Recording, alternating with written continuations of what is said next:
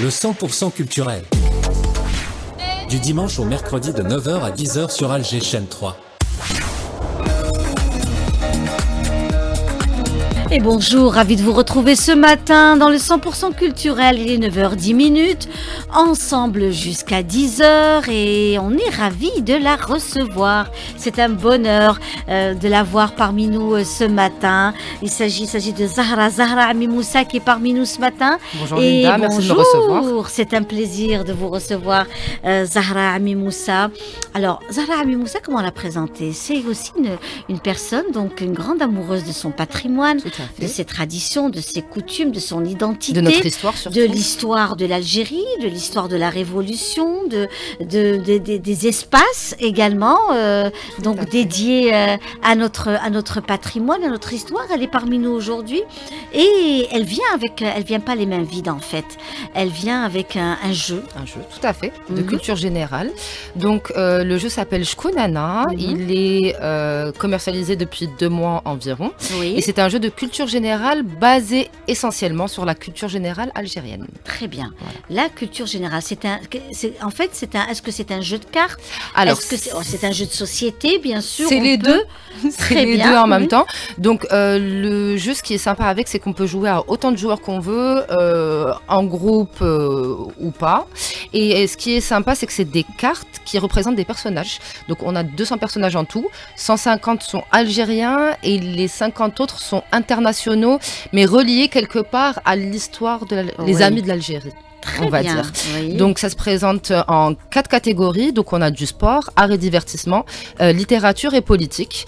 Et j'ai essayé de couvrir vraiment une période de très très large pour que justement toute la famille puisse y jouer, que ça soit vraiment intergénérationnel. Mais c'est formidable tout ça, hein?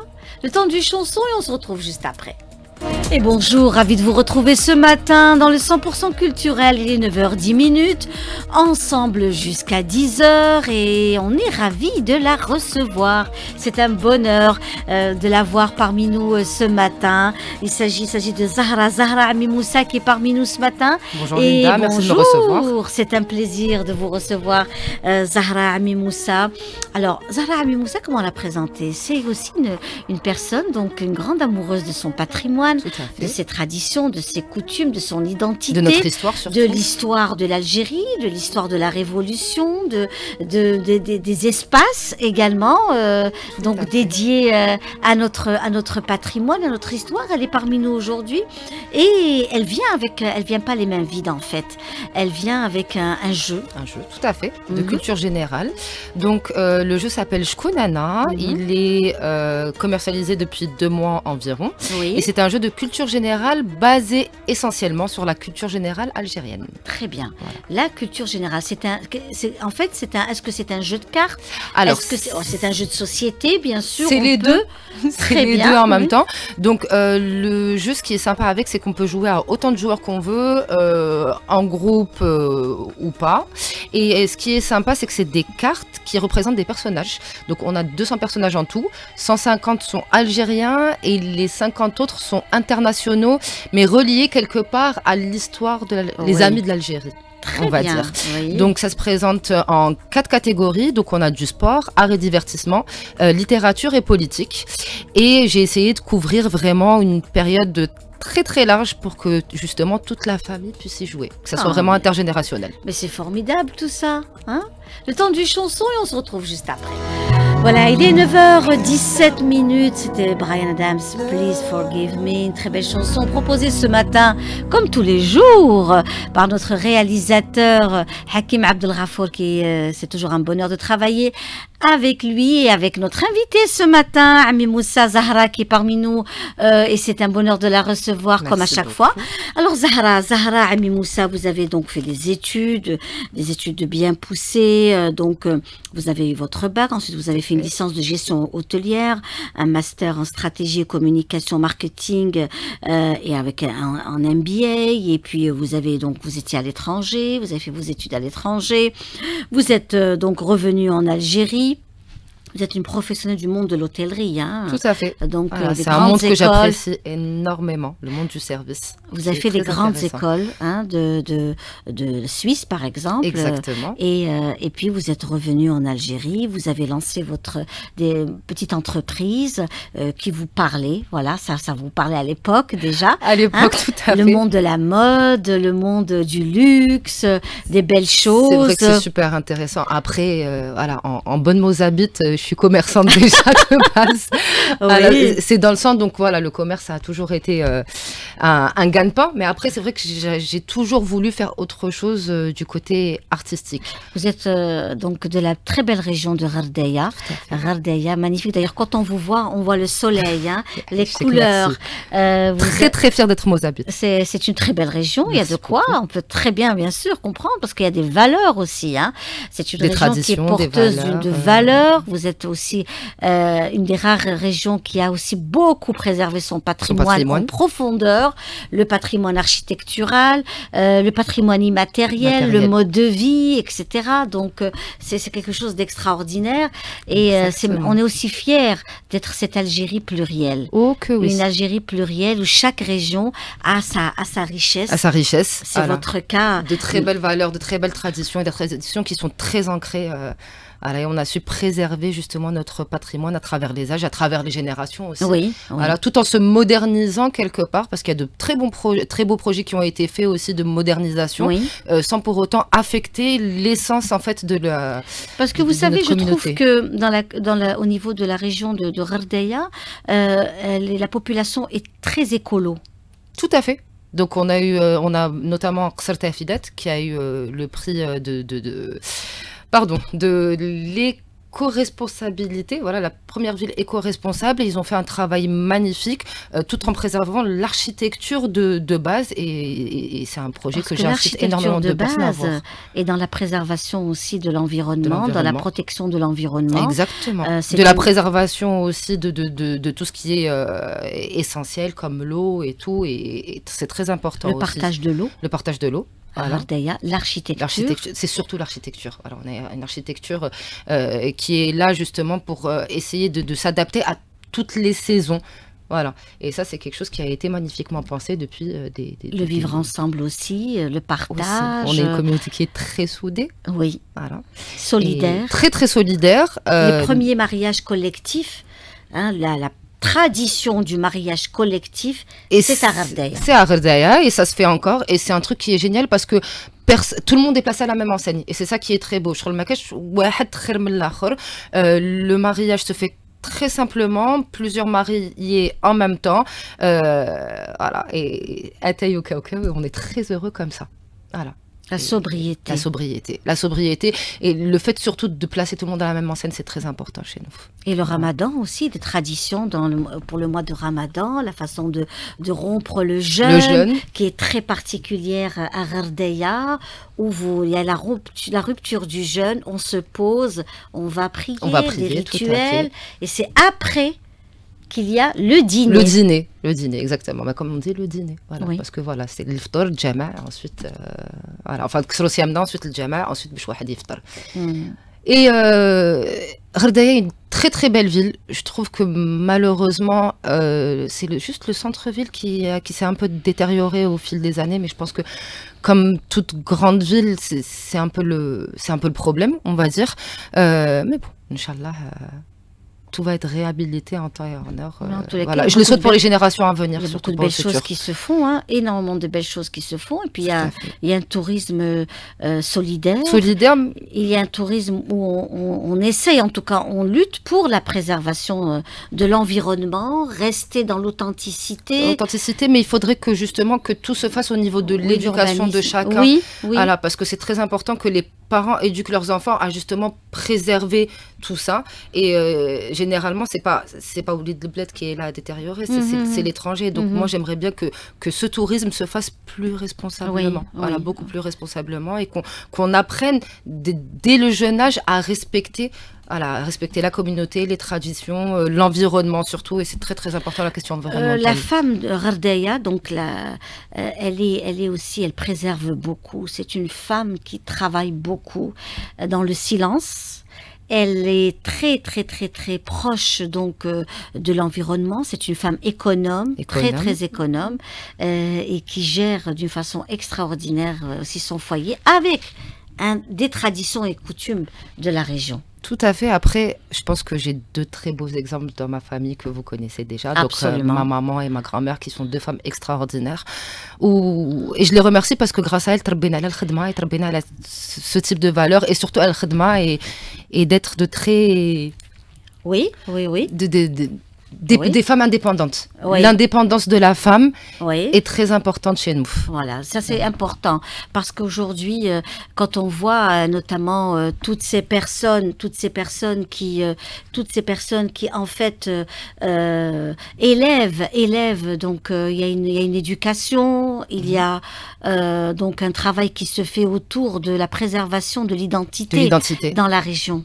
C'est très important. Après, nous, c'est clair qu'on est des enfants d'Alger, on va dire. On est nés et on a grandi ici. Oui. Mais justement, on a une famille tellement vaste, on va dire. C'est vrai qu'on est beaucoup quand même. Mais c'est vrai que même si on a été élevé ici, on a été quand même élevé dans le respect des traditions. Et ce qui est plus important pour nous, c'est de savoir d'où on vient. Oui. N'oublie pas, ma mère m'a toujours dit, n'oublie pas d'où tu viens, n'oublie pas que tu es la fille de un tel, que tu es la fille d'un tel. N'oublie pas ce que ta famille a fait, ce que tes grands-parents ont fait.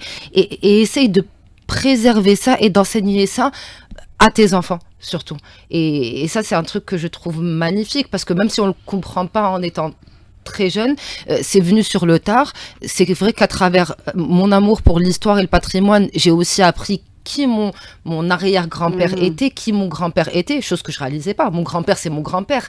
Mais après, je savais pas forcément ce qu'il avait fait pour la communauté mozabite et tout. Et pendant la guerre aussi. Et de le savoir plus tard, c'est une fierté, mais qui est incommensurable. Eh bien, écoutez, à la veille du mois du patrimoine, quand on a aussi Zahra Ami Moussa, c'est aussi le patrimoine algérien, c'est cette architecture, c'est cette histoire, c'est ce patrimoine, c'est l'histoire de la révolution algérienne, c'est tout ce patrimoine. Et puis, on est aussi très fiers toujours de recevoir comme ça des jeunes dames qui aussi, à travers le travail, parce que vous avez vraiment envie de revenir sur l'histoire de l'Algérie dans sa diversité. Ce jeu de société Qui suis-je, Shkoun Ana, vous a donné quand même plus d'une année de travail. De recherche. Oui. C'est énormément de recherche. C'était passionnant. Je crois que je n'ai jamais autant révisé depuis le bac, je pense. Mais ça a été génial parce que moi-même, j'ai appris énormément d'informations que j'ignorais, surtout sur le côté art et divertissement auquel je m'intéressais que très vastement, on va dire, et ça m'a permis d'approfondir.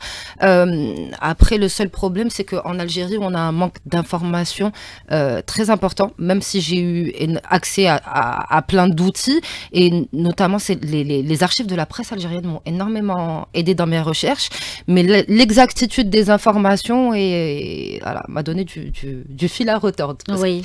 C'est un travail où il a fallu vérifier et revérifier que les informations étaient correctes. Alors, vous disiez que vos jeux de société, ça passe de Ibn Bedis à Soul King, en passant par des comédiens d'aujourd'hui et d'hier. Il y avait aussi, vous revenez sur ça, qui est très, très important, nous n'avons pas encore cette tradition de donner, de poster, je parle de nous, peut-être hommes et femmes des médias ou comédiens, hommes de théâtre, de poster des banques de données, c'est-à-dire qui nous sommes. Et c'est important, vous devriez le faire, vraiment. Ça, c'est quelque chose on s'adresse aussi aux jeunes comédiens d'aujourd'hui. Que je n'ai pas pu mettre dans le jeu, justement, parce qu'il y a ce manque d'informations auquel je me suis confrontée. Après, c'est vrai que pour quelques artistes, on peut toujours appeler, essayer de trouver les bonnes personnes et dire, s'il vous plaît, est-ce que vous pourriez corriger votre biographie? Oui. Et c'est ce qui s'est passé avec certains acteurs, notamment. Ça prend énormément de temps. Oui. Mais après, il y a d'autres personnes, on ne peut pas en fait appeler tout le monde. Donc le choix se fait comme ça en disant, je suis obligée d'enlever un tel et un tel. parce que ça va être très compliqué. Oui. Il y a eu ce problème aussi avec tout ce qui est sport et notamment en foot pour les nouvelles générations, parce que entre le moment où j'ai commencé à écrire le jeu et son impression, il y a des joueurs qui ont joué dans d'autres matchs, il y a eu d'autres sélections entre-temps, donc c'est des informations qu'il a fallu mettre à jour à chaque fois, et je pense que c'était le plus compliqué par rapport à ce travail, enfin, au travail de recherche et de rédaction. Eh bien, écoutez, on reste toujours avec Zahra Ami Moussa et aussi le reportage de Fatah Boumehdi autour des belles tenues traditionnelles du sud Touareg, donc de ces femmes Touareg et de leurs vêtements traditionnels. C'est des couleurs, c'est des nuances, c'est tout un symbole et un code à découvrir.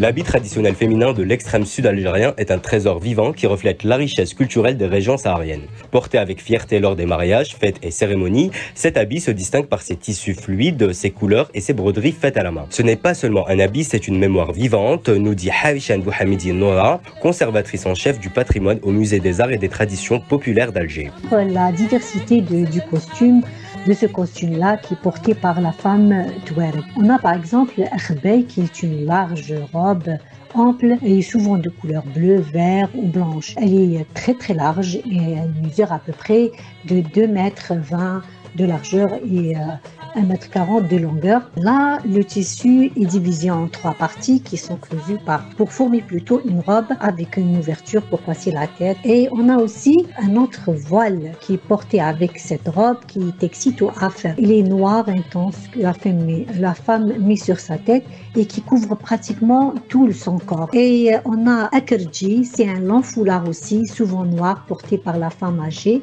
pour couvrir sa tête.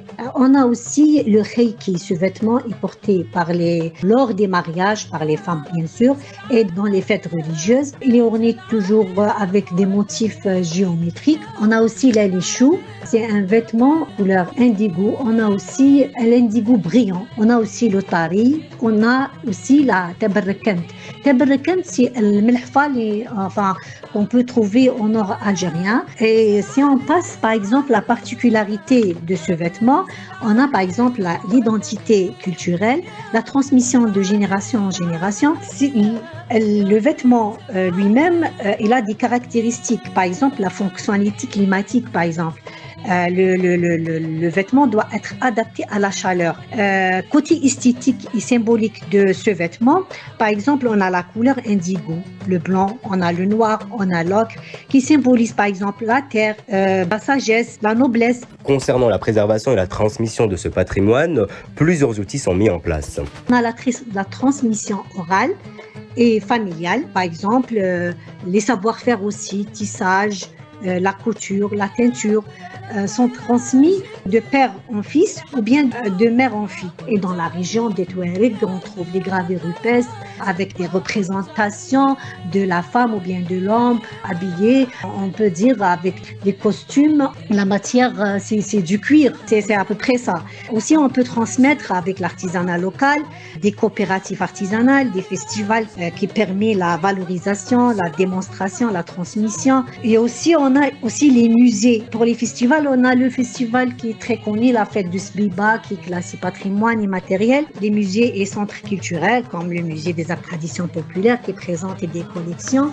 On a les centres d'artisanat, on a l'éducation et les programmes scolaires, documentation comme les livres, les catalogues, et on passe aussi à la technologie comme la numérisation, les réseaux sociaux qui jouent un rôle très important à la préservation et la diffusion de ce patrimoine. Au-delà du tissu, l'habit traditionnel féminin de l'extrême sud algérien, c'est tout un héritage et patrimoine immatériel, témoin d'une richesse culturelle indéniable.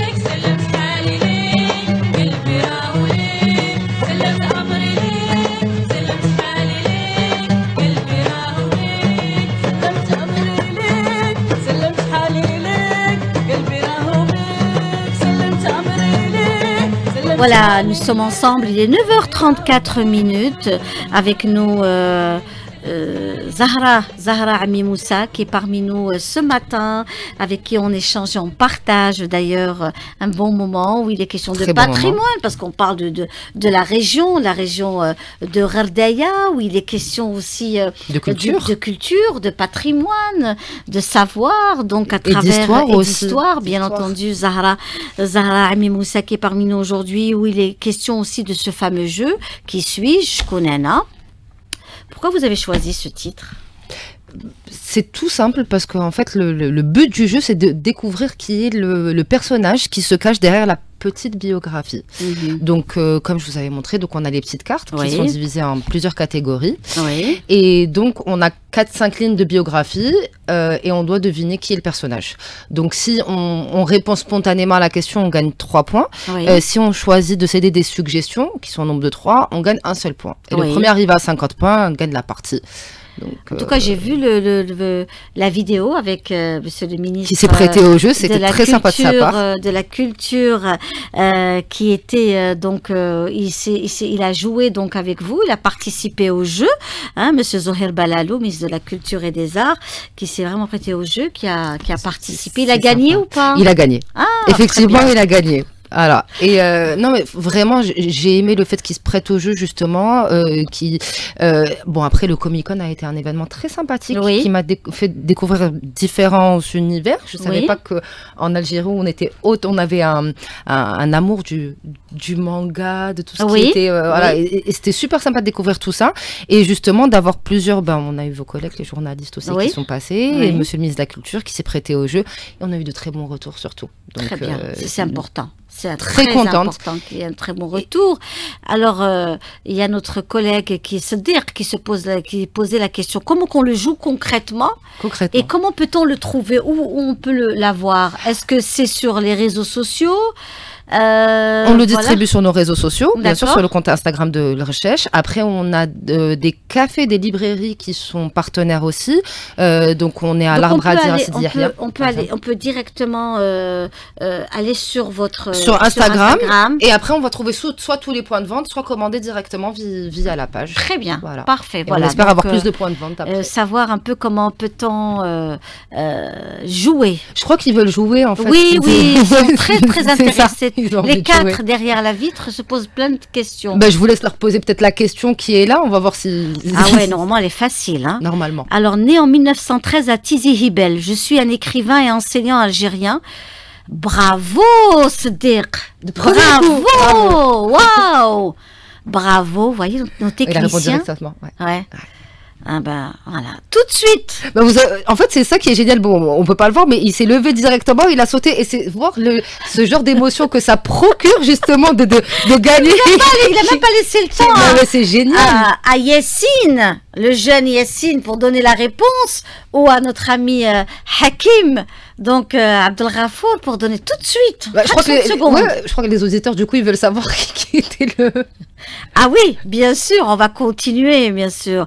J'écris plusieurs romans, essais et récits autobiographiques. Mes œuvres les plus marquantes, telles que Le Fils du pauvre et Les chemins qui montent, mettent en lumière la vie quotidienne des Algériens sous le colonialisme français.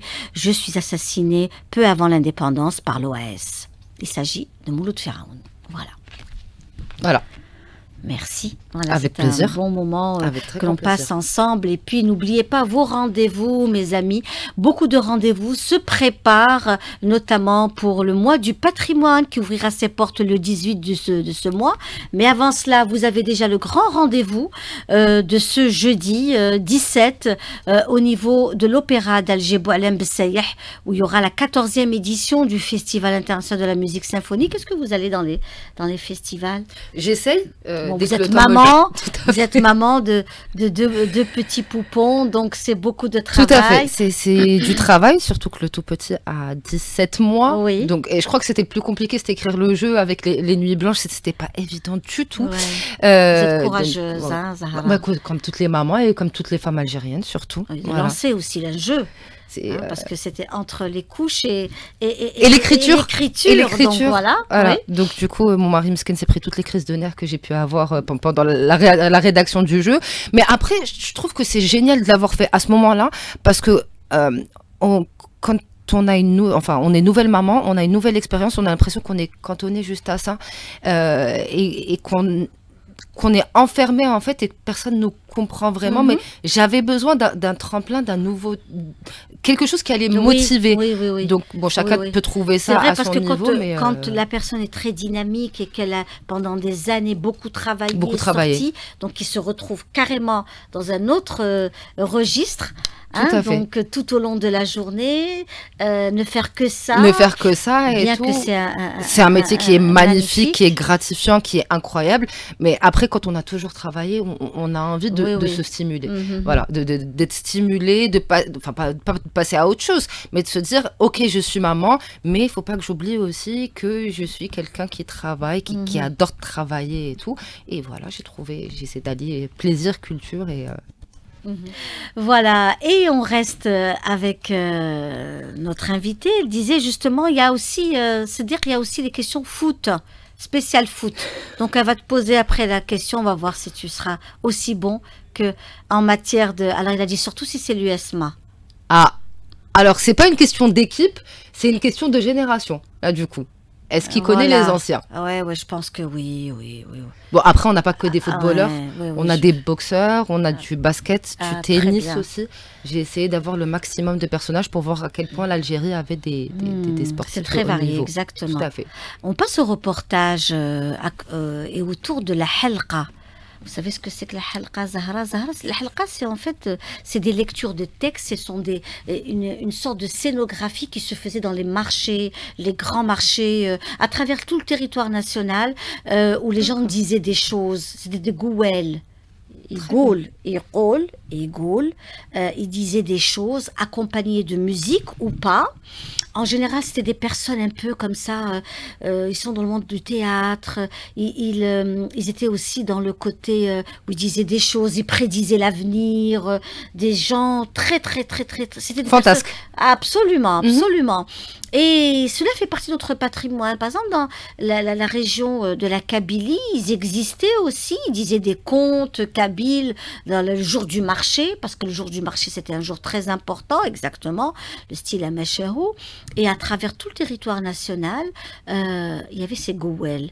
Et à l'ouest du pays, on entretient de plus en plus ce patrimoine immatériel. Parce que il y a une ça se fait encore, donc ça se fait dans des moments bien particuliers. Ça ne se fait plus aussi avec la spontanéité qui existait avant. C'était dans les tahtaha, ce qu'ils appellent les tahtaha, les placettes, ou alors le blaz, comme ils disent. Donc ce sont des places publiques. Et Sidi Bel Abbès est aussi une région très riche par ce fameux patrimoine. Il y a eu Aloula, qui avait fait un travail sur le Gouel. D'accord. Voilà. On suit ça avec Inès Mohamed depuis Sidi Bel Abbès.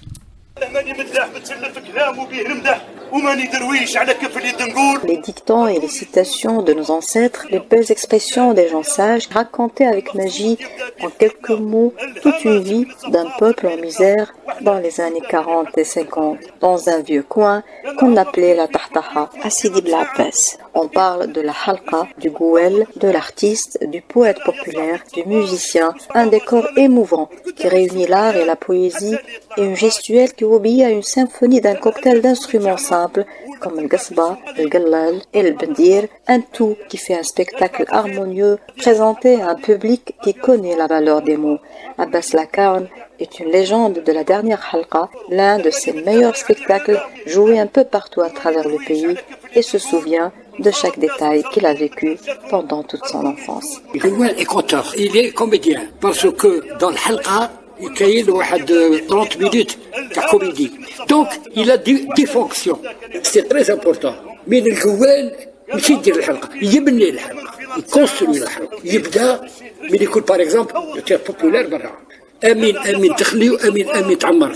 يدخل البلاد يسلم على الصلاح او الرجال اللي فيها. نفس المين كنت فين يا صلاح البلاد، يا ولاد سيدي عبد الرحمن، يا ولاد سيدي بلال، جايينكم من سيدي بن عباس البوزيدي جايبين لكم برنوس وافي ودافي يحفظكم ويحفظنا من البلاء والبلاوات. اضربوا عليه شوكه. حنايا عندنا في التحطحه هنايا سي ليسباس وين لي جوانا سي رانكونت لي جور دو سوبان لي جور دو سوق. يا وين هزم من الخاطر من يموت بضل. Sedjari Abbas, le célèbre Gouel et artiste qui a marqué l'histoire de la halqa avec sa présence et son riche parcours depuis des années, sa spontanéité et son attachement à cet héritage culturel purement populaire.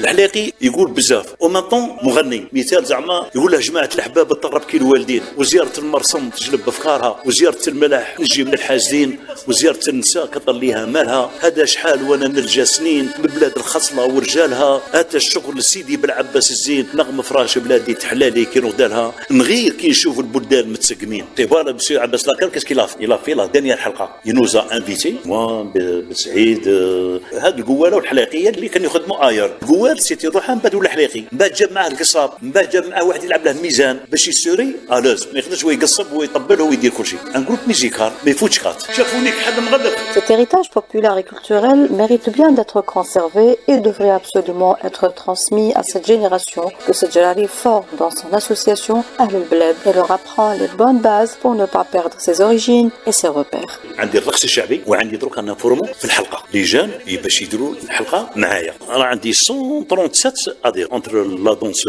بوبولار اي لا بويزي ولا ميوزيك سادير دروك راه عندنا دو زيكول بديت في ليكول تاع البدوي بصح ما لقيتش المساعد ماذا بينا وخاصه السلطات المحليه تاع مدينه سيدي بالعباس اللي متخصصين رانا مهتمين بالثقافه الشعبيه رانا احنا هنا مادام حنا حيين اموا نسلكوا هذه الثقافه واحد 40 ولا 50% استان هيريتاج. الحلقه riche en lexique traditionnel et populaire et conjugué à tous les temps. C'est un art d'un autre genre qui reflète non plus notre identité mais aussi une grande partie de la vie de nos ancêtres qu'on devrait garder en mémoire.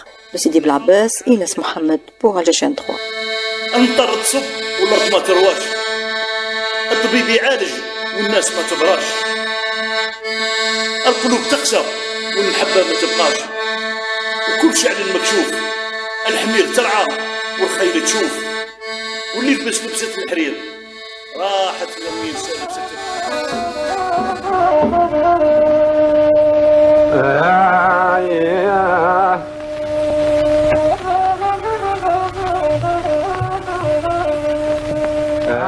Voilà, donc c'est de la poésie. C'est de la poésie populaire de l'ouest du pays, Cheikh Hamada, voilà, avec son Gallal, hein, le Gallal qui est et le Gasba également, le Gasba qui est aussi très présente. Donc ça c'est vraiment des points importants. On voulait justement revenir sur ça aujourd'hui, et puis à quelques jours du mois du patrimoine. Et puis vous aussi, Zahra Ami Moussa qui est parmi nous aujourd'hui, on revient sur le patrimoine. Vous êtes une grande amoureuse du patrimoine algérien, des racines de l'histoire de l'Algérie qui est très riche et ça a été génial de rédiger le jeu parce que j'ai encore appris énormément de choses sur notre culture, sur notre patrimoine, sur les femmes de l'Algérie aussi, qui sont parfois très mal, enfin pas très mal représentées, mais mal représentées on va dire, et de savoir qu'il y a autant de femmes qui ont porté la révolution à leur niveau. Voilà,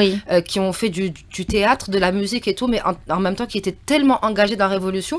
Et ça, c'est pas ce qu'on met forcément en avant pour les nouvelles générations quand on leur apprend l'histoire algérienne et tout. Et je me disais, comment faire en sorte que ces générations-là décident de s'intéresser à notre histoire, mais sur ce point-là, différemment. Donc, il y a eu le jeu. Et c'est une fierté de savoir que pendant Ramadan, il y a des personnes qui m'ont contacté, qui ont acheté le jeu et qui m'ont dit on a joué avec nos grands-parents, on a joué avec nos parents, ça nous a permis de poser les téléphones, de nous réunir, de découvrir des choses. Et c'est là que la transmission se fait parce que après chaque question, la grand-mère a une anecdote, le papa a une anecdote parce qu'il y en a qui ont vécu ces époques-là aussi et qui permettent il y a ce travail intergénérationnel qui se fait autour du jeu.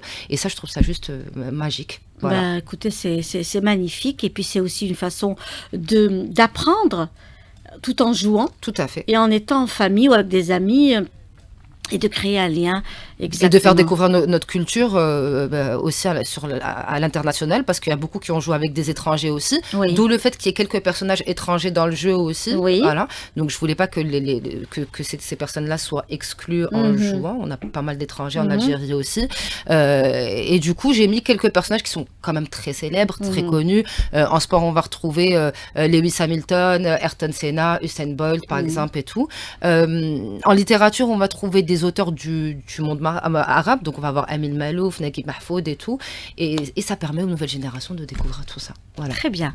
Et nous, on reste justement autour du patrimoine et la chanson kabyle cette fois-ci, avec Sidi Ali Fares qui revient. Il nous fait découvrir une chanteuse kabyle. Il s'agit de Taïkout. On la découvre ensemble avec Sidi Ali Fares. Auteure, compositrice, interprète et chanteuse d'expression amazigh. Elle a un style musical unique, mêlant traditionnel de la musique kabyle avec des nuances celtiques. Taïkout a une voix cristalline, apportant une fraîcheur et une émotion unique. Elle captive avec sa pureté vocale et avec sa capacité à toucher les cœurs. Son répertoire est riche et varié. Avec son mari Rachid Koudama, un musicien polyvalent qui excelle dans la maîtrise de tous les instruments, ils forment un duo artistique dynamique. Taïkout revient sur ses débuts dans la musique. Depuis l'âge de 5-6 ans à peu près, j'ai commencé à jouer mes premières notes de guitare. C'est mes grands frères qui ont commencé à m'apprendre déjà, et la chanson c'est venu avec. Les artistes qui vous ont impressionné? Quand on est petit, on recherche surtout des voix qui nous inspirent, qui nous impressionnent, qui partagent le même univers que nous et qui sont dans le même esprit. En occidental, j'écoutais Dalida, Elsa, j'écoutais Céline Dion, Whitney Houston par exemple, entre autres. En oriental, j'écoutais Fayrouz, j'écoutais Abdelhalim Hafid, j'écoutais Keltoum. En kabyle, j'écoutais Taoussa Marouche, Idir, Brahim Izri, Matoub, Rab Hasma, et voilà, tant d'autres. Vous traitez de quel sujet dans vos chansons? Mes chansons sont très traditionnelles, culturelles, spirituelles. Je parle aussi de la femme et de son évolution dans la société. Je puise dans l'esprit ancestral en m'y inspirant pour créer et composer mes propres œuvres. Vous n'êtes pas que chanteuse. Je suis auteur-compositeur, je compose moi-même mes propres chansons et parfois mon mari Rachid Koudama m'aide dans les textes et la musique. Je suis très moderne dans mes compositions. Avec Rachid, on est toujours à la recherche des meilleurs arrangements et là-dessus je lui fais entièrement confiance. Votre plus belle chanson? Je pense que celle qui a eu le plus de succès, c'est Ampriès, qui parle de la relation entre un bracelet kabyle et celle qui le porte. C'est aussi une symbolique d'une transmission culturelle d'une mère à sa fille. Et vos projets? Comme on a beaucoup de nouveautés, on a sélectionné 2 titres pour lesquels on est en train de faire 2 clips et on est en train de les finaliser. On prépare aussi des concerts. On est en pleine répétition avec nos musiciens pour une tournée nationale et internationale. Merci à tous, merci aux auditeurs, merci à Alger Chaîne 3. Vous pouvez découvrir les nouveautés de la chanteuse Taïkout sur les plateformes d'internet.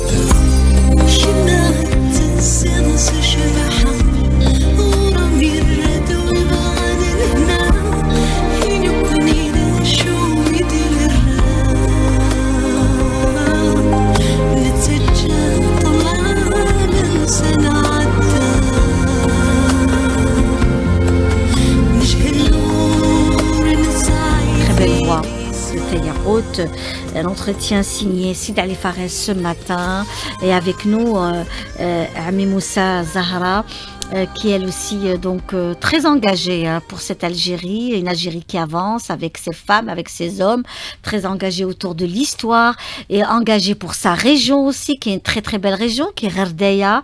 Engagée pour les jeunes surtout. Pour les jeunes, la jeunesse algérienne et pour la culture algérienne, découvrir aussi ce pays-continent. Vous avez pris plus d'une année, vous avez aussi été très proche de Madame Djouhra Mhiz. Tout à fait. Madame Djouhra Mhiz que l'on salue aujourd'hui. Aussi, en fait, tout ça, c'est en partie grâce à elle. Ouais. Je pense que si je l'avais pas eu comme professeur, j'aurais pas eu le bac déjà pour commencer, parce qu'elle nous a donné envie d'étudier, elle nous a donné envie d'avoir un futur et elle nous a donné envie surtout de lire. Et elle a son devoir de transmission, elle l'a fait avec brio parce qu'elle nous a fait découvrir énormément d'auteurs, aussi bien algériens qu'étrangers, et c'est elle vraiment qui, et je dis elle nous a, parce qu'elle a eu beaucoup d'élèves, et ces élèves-là, on la remercie jusqu'à maintenant. Oui. Il y a moi, il y a ma sœur, il y a beaucoup d'amis à moi. On a tous été en cours chez elle. Et je pense que c'est grâce à elle qu'on a surtout ce goût pour la littérature et pour le monde arabe. Oui, surtout. Oui. Voilà. Ben, écoutez, c'est formidable, c'est vraiment un bonheur.